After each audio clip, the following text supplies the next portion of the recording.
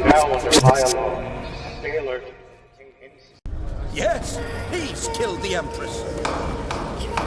I'll see you beheaded for this. It's been 4 years since the launch of the first Dishonored, and Dishonored 2 is right around the corner of being launched this year. So we decided to visit the game of the past once again to understand what made this game so special. Lads and lasses, stay and enjoy the ride of revisiting Dunwall after 4 years.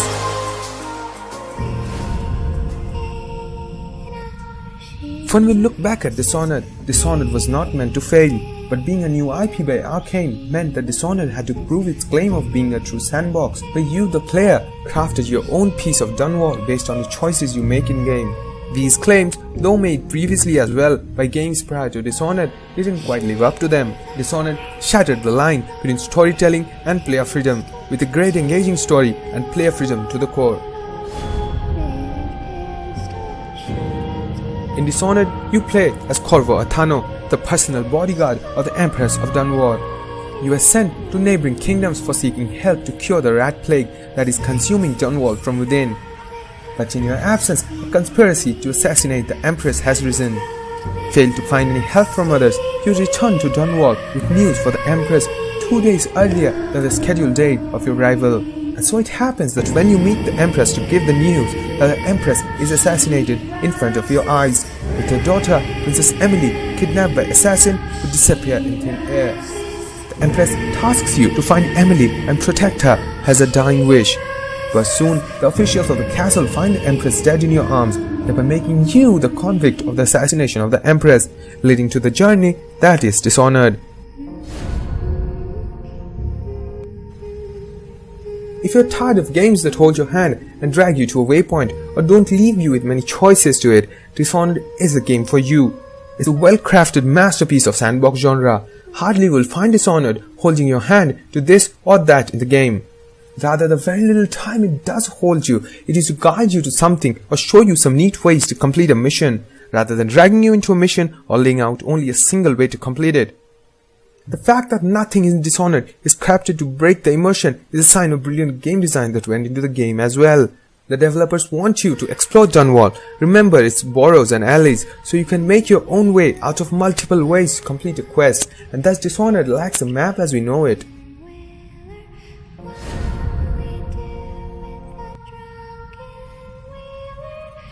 Dishonored's brilliance is also quite evident in the art design of the game. Rather than showing off some fancy realistic graphics like most AAA games, Dishonored follows an art design that makes Dunwall seem like a beautiful painting rather than some photorealistic city outskirt.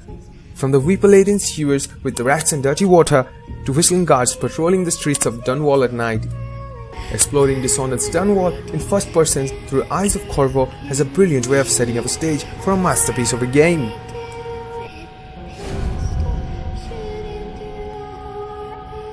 Character designs are also an aspect that led to the claim of Dishonored upon release. You have plenty of memorable characters with a unique way of dealing with the crisis on Dunwall, from officials who consider that they need strong leadership to end the misery of Dunwall to your allies who are set on to find and place Princess Emily on her rightful throne. Dishonored's secondary quest figures also have a unique character to themselves. Unlike most games, the secondary quest characters like Granny Rags or the distillery boss seem to play perfectly into the roles of the main story. Maybe it is because they do play a role in the main story based upon your decisions. But whatever the reasons be, Dishonored's characters are very well crafted and you'll surely remember one or two of them even after you have completed the game.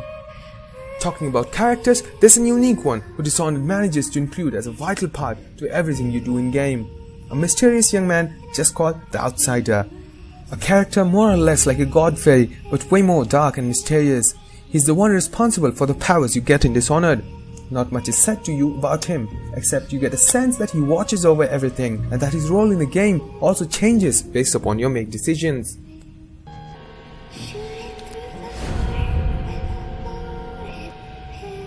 And now it comes down to the player freedom of this game, which is the biggest strength of Dishonored, and we cannot emphasize it any greater than how important your decisions can turn out to be.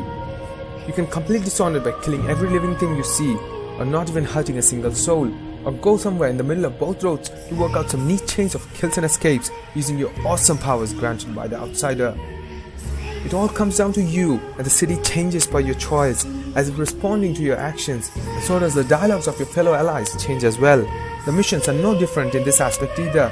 You can kill your target by going in guns blazing, asking other people to deal with your targets, possessing the target and suicide, dropping a light grenade and then stop time, move away to safety, send a swarm of killer rats, feast on his flesh.